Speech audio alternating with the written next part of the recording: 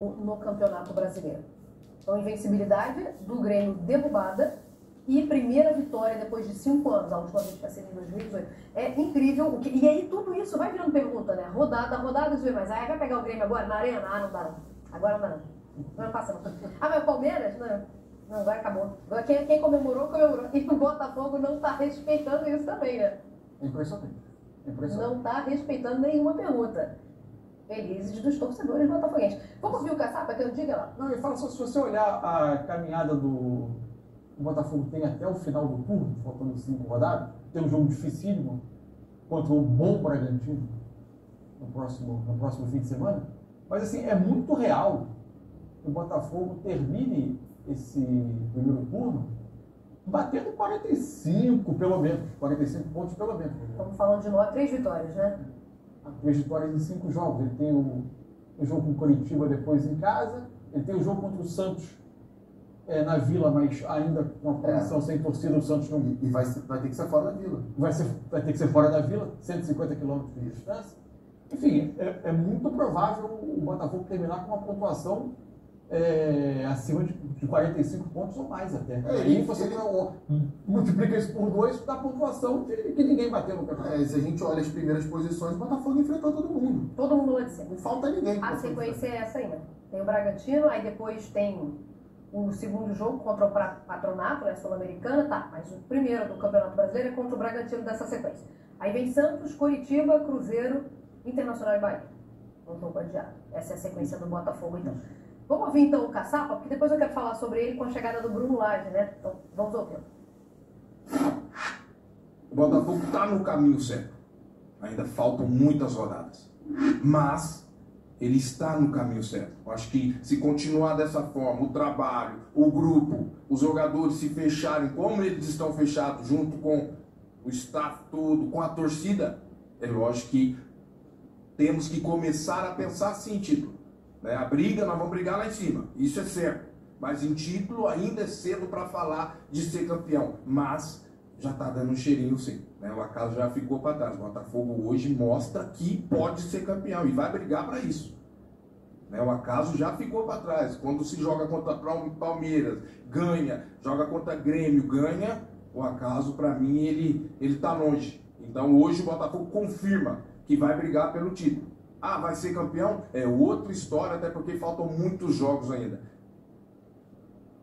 Faltam muitos jogos, mas eu já vejo o Botafogo algumas rodadas dando sinais de que brigaria pelo título. E concordo com o Caçapa, muito cedo para falar, já pintou um campeão. Embora os indícios aí apontem para isso, mas eu entendo a cautela e só acho que algumas rodadas a gente já podia estar falando isso. O Botafogo briga por título. Mas sabe que tem uma coisa legal na fala dele? E tem um momento que ele fala assim, não, eu já vejo um cheirinho sim. Isso em nenhum momento é uma forma de você menosprezar quem está brigando contra você. Não vejo assim, não vejo como salto alto. Não é, o jeito que ele falou foi um jeito respeitoso e totalmente realista, porque o natural nesse momento, né? A gente volta lá em 2017, quando o Carille, por exemplo, era perguntar, tem nada contra o Carille, é apenas um exemplo que eu estou dando, porque é um modus operandi do treinador, sobretudo o treinador brasileiro. Quando ele é perguntado sobre isso, ele sempre vai dizer a mesma coisa. Não, falta muito tempo, né? Os outros adversários são fortes, temos desafios complicados, o calendário é cansativo. Essa história aqui é verdade, mas que não é 100% da verdade, né? A gente sabe que quando você abre 10 pontos de diferença, ou como o Corinthians abriu em 17, 8 pontos de diferença, é impossível você não deitar a cabeça no seu travesseiro e não pensar assim, caramba, vou conquistar o título brasileiro, vou levantar aquela taça. O Botafogo desde 95 sem ser campeão, eu posso chegar nessa conquista. Então ele só falou isso, ele não foi desrespeitoso, ele acho que foi uma fala afirmativa. Somos sim favoritos, porque mostramos isso dentro de campo. Eu nem queria usar esse exemplo, porque está parecendo que a gente está trazendo para o torcedor do Botafogo notícia ruim, ou para quem acredita em mau agouro e coisas do gênero, mas é porque é impossível você, nessa situação, não começar a vislumbrar a possibilidade de fato real. O Arsenal, na Premier League, antes de começar o campeonato, ninguém apontava para o elenco do Arsenal e dizia, esse é candidato ao título. E ele teve uma largada espetacular. Ele fez um primeiro turno de 50 pontos na Premier League. E E até induzir a imaginar, será que esse time vai bater os 100 pontos do City 17 e 18? E aí, recentemente, teve uma entrevista, de férias na Espanha, o Arteta deu uma entrevista. E ele disse, até hoje me dói ter perdido. Porque se no início não se falava, em dado momento eu me vi campeão da Premier League. Eu me vi ganhando a Premier League. Porque é impossível, gente. As condições, o time com rendimento constante, ultrapassando, sei lá, 2, 3 vezes de disputa, se mantendo na frente, com consistência, jogando bem em muitas partidas. Ontem um jogo com uma cara diferente, mas jogando bem muitas vezes. E abrindo vantagem para os adversários. É que aqui tem uma diferença, né? Não tem o City. Não tem o Manchester City. Porque lá. Tá faltando ver, tá? É só isso. Mas é isso. O campeonato ainda não precisa acontecer duas coisas para o Botafogo não ser campeão. A oscilação do Botafogo tem que ser muito grande e alguém tem que ter uma capacidade de atropelar. E que nesse momento, os grandes favoritos, Flamengo e Palmeiras, o Palmeiras tem uma oscilação maior do que em outras temporadas, e o Flamengo vive ainda um processo de afirmação de um trabalho que é tão curto que, por exemplo, no sábado. Fez 3 meses agora, né? Não, vai fazer 3 meses. Vai fazer 3 meses ainda da estreia. Quando ele foi tentar uma forma um pouco diferente de jogar, com 2 pontas, imaginando um jogo diferente, o time não funcionou, porque ainda não tem funcionamento para se adaptar a alguns cenários. É um processo em andamento. Eu vejo 2 pontos aí, uma fala do Coutinho, na comparação com o Corinthians, e eu lembro o Carille falava isso, mas a gente não via o Corinthians como um Botafogo agora. A gente vê o Botafogo na tabela, então, ó, a próxima vítima aqui, quem vai ser atropelado? Porque o Botafogo tem jogado assim. No Corinthians em 17, quem vai conseguir furar essa retranca? Não era a mesma emoção. Então já tinha essa diferença.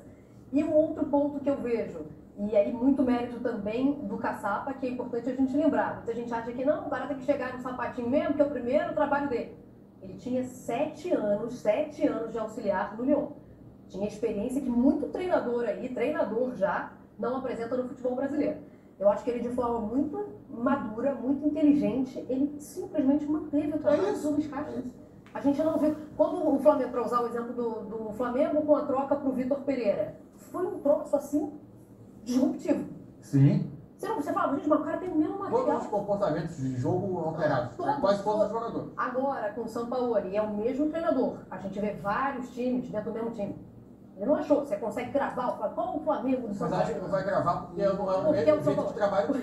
Não, a forma de trabalhar dele. Se a gente pega o maior trabalho da carreira do Sampaoli, ele que faz seleção chilena, não dá pra falar o time titular do Chile. Porque o time alternava, né? Ele tinha ali 13, 14 jogadores que iam se revezando de acordo com a ideia, com o adversário, com a estratégia pro jogo. Eu acho que você foi muito bem, Mário, quando você fala que o maior mérito do Caçapa é fazer a manutenção, né? Porque, e aí a gente pode entrar no papo do Bruno Lage. Se eu tenho um temor para as próximas semanas do Botafogo, é o Bruno Lage chegar ao Botafogo com a necessidade de colocar uma assinatura dele no trabalho. E o que isso pode significar? Mexer muito no time. Mexer não só na escalação, no esquema tático, isso são coisas secundárias, mas mexer sobretudo no modelo de jogo no Botafogo. Que afeta a segurança, a confiança, né? E você precisa de treino, de sequência, de rotação, entender os jogadores. E aí, é um detalhe que a gente vai ter que observar nas próximas semanas, porque, como eu falei já em alguns programas aqui, para mim, eu não consigo olhar o Bruno Lage e ver no Bruno Lage uma característica única de trabalho. Eu não consigo apontar, por exemplo, o São Paulo a gente aponta, os times dele jogam assim. Né? Graços inegociáveis. A gente olha, por exemplo, o Abel Ferreira, o time dele joga assim. O Bruno Lage, até porque ele não tem uma carreira tão extensa assim, eu não consigo ainda olhar e enxergar um padrão tem outra coisa fixo do time dele. Onde eu acho que tem um elemento de risco, entre aspas. Você não enxergar no Bruno Lage esse time pode jogar sem uniforme, que você diz que é o time do Bruno Lage. Nesse momento até pode ser um aspecto positivo. Porque tem alguns momentos, ele assume o Benfica a primeira vez, também no meio de uma caminhada e conduz até o final com um título. Agora, tem uma questão, assim, conforme vai se afastando a saída dos Castro, o, entre aspas, jogar de memória vai começando a dar lugar a uma necessidade de trabalhar o time todos os dias, de preparar jogos, de entender o adversário, de adaptar o time às circunstâncias dos jogos. E a gente olha muito para modelo de jogo, né? E até eu estava um dia conversando com um treinador de futebol, e ele me fez esse alerta, inclusive, isso me pareceu fazer muito sentido. Ele disse, quando há uma troca de treinador, vocês falam muito, vocês comentam, de similaridades ou diferenças de modelo de jogo. Tem uma coisa que impacta ainda mais, que é modelo de trabalho. Que é porque aí é mais difícil mudar. Se ele gosta de que as coisas do dia a dia funcionem de uma maneira, como ele lida com os jogadores no dia a dia, se ele conversa ou não conversa com quem vai jogar ou quem não vai jogar, comportamental. Se ele roda mais a escalação ou não, se ele dá mais ou menos importância, como é que é a relação interdisciplinar com os outros setores do clube. E aí isso causa uma mudança de rotina, por vezes, que é maior até do que uma mudança de modelo de jogo, embora ela também seja importante. E isso a gente só vai saber quando começar o trabalho. E as pessoas também só vão conhecer de fato isso quando o trabalho começar. Aí tem um elemento de risco, né? É lógico que ele está chegando num cenário que, por um lado, em termos de disputa, é bem favorável, né? Tem 10 pontos de vantagem, tem uma margem considerável, uma folga na liderança. Por outro lado, a partir de agora, a assinatura é dele. Qualquer deslize na tabela, qualquer oscilação, cai na conta dele. E ele não tem muito a ganhar. Ele não tem muito a ganhar. O a ganhar para ele vai ser mais a longo prazo. Vamos imaginar que ele chegue no Botafogo, o Botafogo se mantenha na liderança e seja campeão brasileiro. Né? Vai se olhar para trás e vai ver assim, olha, esse time já tinha 10 pontos de distância quando ele chegou. Então, assim, não é que ele não vai ter o mérito. A gente tem mais... Esse time de 85% de aproveitamento. E é difícil manter isso. Então, assim, não é que ele não vai ter o mérito. Ele, claro, a gente não está nem na metade do campeonato ainda. Ele vai ter que ter mérito para ser campeão com o Botafogo. Mas vai se relativizar. A partir da próxima temporada, acredito que aí sim a gente pode ver algo nesse sentido. Mas me preocupa um pouquinho nesse ponto. Tomara que ele chegue querendo dar continuidade àquilo que já acontece hoje no Botafogo. Bruno Lage, que já trabalhou com o Gabriel Pires, né, no Benfica, e com o Marçal, com 2 temporadas no Wolverhampton. São 2 peças muito queridas. Aliás, falando nisso, falando em tratamento de pessoas, só para a gente já ir para o Grêmio, mais um ponto para o Caçapa. Que sensibilidade, como ele rapidamente tomou o vestiário, como ele ganhou a confiança, como ele conseguiu abraçar um elenco que eu achei que fosse sentir mais a saída do Luiz Castro, e acho que não fez, não foi, o impacto não foi tão grande por causa da chegada do Caçapa. E ele pode ter também potencializado uma coisa no elenco dos jogadores mostrarem, ó, a gente é capaz de sustentar o trabalho. Né? E é muito nome cascudo ali, né? Muito. Exatamente. Ele fez questão de lembrar do Rafael e de como o Rafael é importante para o elenco, que era aniversário do Rafael. É verdade. Foi muita sensibilidade. Eu acho que isso também faz parte do trabalho, da leitura final do trabalho, né? Vamos botar o Diogo Oliveira na conversa, porque pelo que eu entendi aqui na nossa discussão do jogo, o Diogo, a gente podia falar exatamente as mesmas coisas e dito isso, 2-0 Grêmio. Foi basicamente essa a impressão que eu tive. Se acabasse o primeiro tempo 2-0 Grêmio, não estava fora do roteiro. Nenhum espanto. Seja bem-vindo, amigo. Bom dia. Bom dia, Mariana. Bom dia, Rodrigo. Bom dia, Mansur. O jogo foi excelente, né? Vocês já frisaram isso várias vezes, né? Você pega um jogo com... Foi 22-17 finalizações, né? 22 para o Grêmio, 15, 22-15, 22 finalizações para o Grêmio, 15 para o Botafogo. Então, com 37 finalizações, é um jogo que a cada momento você tem um lance decisivo sendo concluído de alguma maneira. Então foi um jogo muito enfático, não houve nenhum tipo de reclamação. Se vocês me permitem, antes, assim, especificamente do Grêmio, só agregar uma questão que me impressionou bastante, assim, vendo o jogo do Botafogo. Além de tudo isso que vocês falaram, tem uma questão aí de emocional e de maturidade que impressiona no Botafogo, porque é muito difícil jogar com times treinados, o Grêmio treinado pelo Renato na Arena.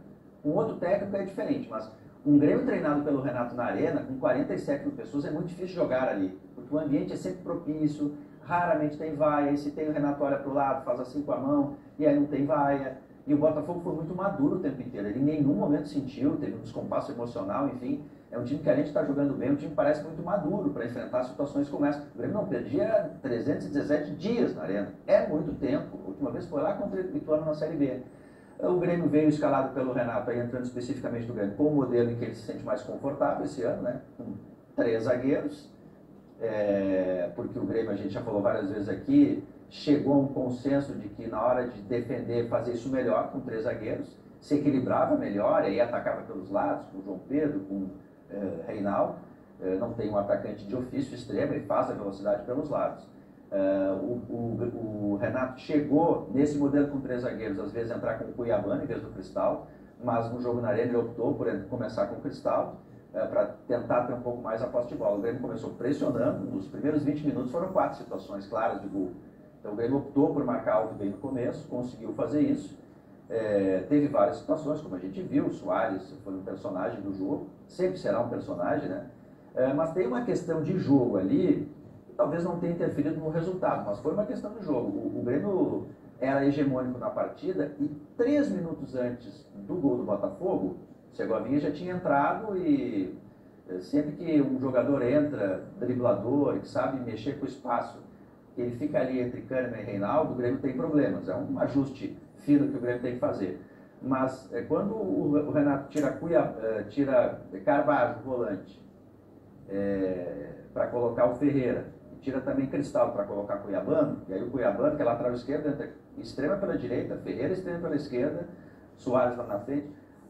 Logo, 2 minutos depois, acontece o gol do Botafogo, e aí mais adiante, alguns minutos adiante, outro gol do Botafogo. A partir dali, o Botafogo começa a ter uma dominação ali, de alguma maneira, uma certa hegemonia na partida. Mas o Renato viu que estava para ganhar o jogo, tentou fazer isso, não foi por isso que perdeu porque o Botafogo foi muito eficiente. O Botafogo teve um gol anulado também, né, por milímetro ali do Tiquinho.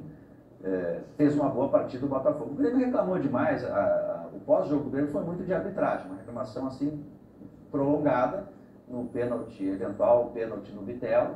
Teve o puxão na camiseta, pode ou não pode puxar, tem intensidade, não tem intensidade.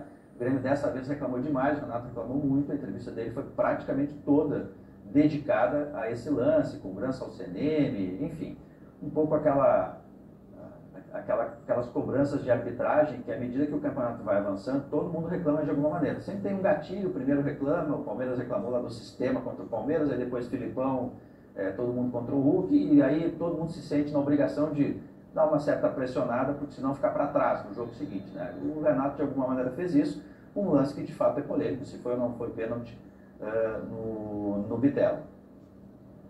Todo mundo achou, né? Lembrou bem o Olivier. Todo mundo está procurando e tem do que reclamar. É só importante ter consciência de que todo mundo tem do que reclamar, né? Não tem que tem, né? Tá rolando isso aí. Não tem ninguém especialmente sendo perseguido. Tá todo mundo reclamando. Vamos ver o Renato Gaúcho, porque ele elogiou a atuação do Grêmio, hein? Vamos ver. Me deixa feliz hoje. A única coisa que pode deixar muito feliz, lógico que ninguém pode perder, a gente sempre trabalha para ganhar. Foi a atuação da equipe, muito boa, uma das melhores do ano, inclusive. Jogamos muito bem, criamos, principalmente no primeiro tempo. Infelizmente, a gente não fez os gols, as oportunidades que apareceram. E para o nosso azar, o Botafogo criou 3, 4 situações e conseguiu fazer 2 gols. O que eu lembro para o jogo de quarta-feira, que eu já falei para o meu grupo no vestiário. Quando você perde um jogo e não cria, não faz nada, deixa o adversário tomar conta do jogo é uma coisa. Outra coisa é da maneira que o Grêmio vem jogando, vem criando, vem sufocando os adversários. E não é por causa de uma derrota de hoje que a gente vai achar que tem alguma coisa errada. Uma coisinha que outra a gente sempre tem para corrigir. O que eu quero é o torcedor novamente fazendo essa festa que fez hoje, incentivando a equipe, a arena lotada na próxima quarta-feira, que a gente vai usar muito da ajuda da torcida, que são mais 90 minutos, é mais uma batalha, mais uma decisão que a gente tem para a gente tentar passar para a próxima fase, e o Bahia vai sempre continuar tendo o nosso respeito. Renato que lembrou o Diogo ali, né? Inclusive, aliás, ontem a gente teve recorde, o Diogo, que essa era a expectativa. Recorde de público. O público na Arena foi excepcional, né? Quase 50 mil torcedores. Não teve vaia, não teve assim, algum tipo de crítica especificamente a este ou aquele jogador, independentemente de eventuais erros, sei lá, do Bruno Alves, ou o Reinaldo, que errou, foi sair, uma saída de bola, o Grêmio levou o gol. Não teve isso porque o Grêmio fez uma boa partida. Não venceu o jogo, perdeu, mas fez um bom jogo e o otimismo é amplo assim, para o jogo de quarta-feira contra o Bahia.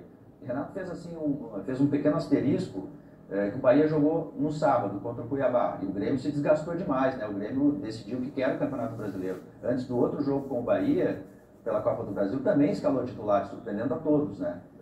mudando um pouco a lógica do próprio Renato quando ele treina o Grêmio, né? Sempre que tem episódio de Copa do Brasil, poupa no Campeonato Brasileiro ou segura alguns jogadores. Dessa vez não, até o Soares tem jogado antes de eventos de Copa do Brasil. E o Soares, precisamente, já me adiantando um pouco, já vira a grande novela, porque o Renato disse na entrevista que o Soares não adianta perguntarem muito para ele. É jogo a jogo, treino a treino. Tem que perguntar se o joelho tá bom, se o joelho estiver permitindo, se as dores estiverem permitindo, ele treina, joga, e assim será até o final. Quer dizer, não dá para ter a certeza sequer se no aquecimento ele pode sentir, porque já aconteceu lá isso em Salvador. Então o Grêmio vai ter que ir levando essa questão do Soares. Depois desse jogo vai ter uma reunião para decidir quando ele vai a Barcelona, se tratar com o médico da confiança dele. Ali tem um gap, o Corinthians está nos playoffs da Sul-Americana, e aí esse jogo vai ser remarcado. Ele vai ter uns 9, 10 dias para se permitir que o Soares vá a Barcelona tratar com o médico dele. E aí depois, novos episódios da novela a gente vai atualizando, mas depois do jogo com o Bahia, possivelmente ele vai a Barcelona tratar o joelho. E aí o que vem depois não sabemos, se não tem nada, se vai ter um tratamento a ser feito conservador, células tronco, cirurgia, volta para cá, enfim, isso depois do jogo com o Bahia.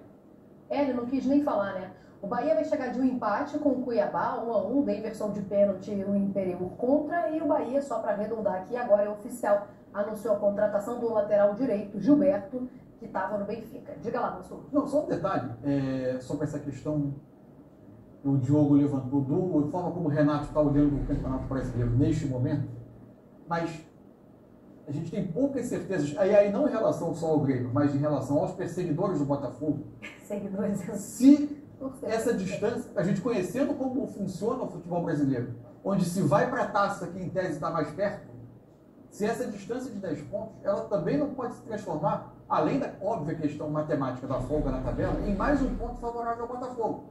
Por quê? Flamengo, vamos aos perseguidores. Flamengo tem, nesse momento ainda, Copa do Brasil e Libertadores. Grêmio tem Copa do Brasil. Fluminense tem Libertadores. Palmeiras, por enquanto, Copa do Brasil e Libertadores, dependendo do jogo do meio da semana contra o São Paulo. Em algum momento, pode ser um processo que se realimenta, ou seja, na semana mais atribulada de decisões em mata-mata para esses times. Você olha para a tabela do Brasileiro e vê o líder 10 pontos na frente, você começa a olhar para o outro. O Botafogo tem a Sul-Americana, mas primeiro, a Sul-Americana em tese é mais administrável, do ponto de vista inclusive do poderio dos adversários. O jogo do Botafogo é contra o Patronato agora. Segunda divisão da Argentina. E imagino que o próprio Botafogo, mantendo essa frente no Brasileiro, na dúvida ele vai olhar para o Campeonato Brasileiro. Claro, que é uma conquista absolutamente histórica. É mais palpável.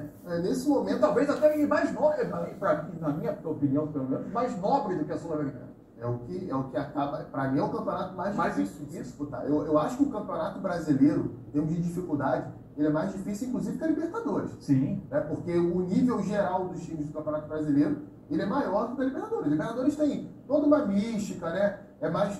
Tem jogos de eliminatórios, mata-mata, então é mais complicado, às vezes, você num dia ruim, você vê tudo ruim, desafio, você não tem tanto período de recuperação. Mas, em termos de dificuldade, enfrentamento, eu vejo o Campeonato Brasileiro muito mais difícil do que a Libertadores, que a Sul-Americana, então nem se fala. E é aquilo, é o que faz time, né? Você olha assim, qual é o grande time da temporada? Geralmente é o time que foi campeão brasileiro, né? E se esse time estiver indo longe da Libertadores, é mais palpável ainda essa coisa. Imagina o Grêmio passando no Bahia, né? Se colocando numa semifinal de Copa do Brasil. O Botafogo mantendo essa frente no Brasileiro. É natural que o Grêmio vá olhar para a Copa do Brasil. O Botafogo joga contra o Patronato na quarta-feira, na Argentina, na cidade que se chama Paraná, que é a cidade do Patronato, só que na província de Entre Rios, né? Vamos ver a charge do Mário Alberto para essa partida Grêmio e Botafogo, então. É isso, tá todo mundo vendo a estrela lá longe, mais solitária que nunca, porque se isolou, o negócio, como dizem os botafoguenses, é seguir o vice-líder, porque o líder está disparado. Quem achou que ia pegar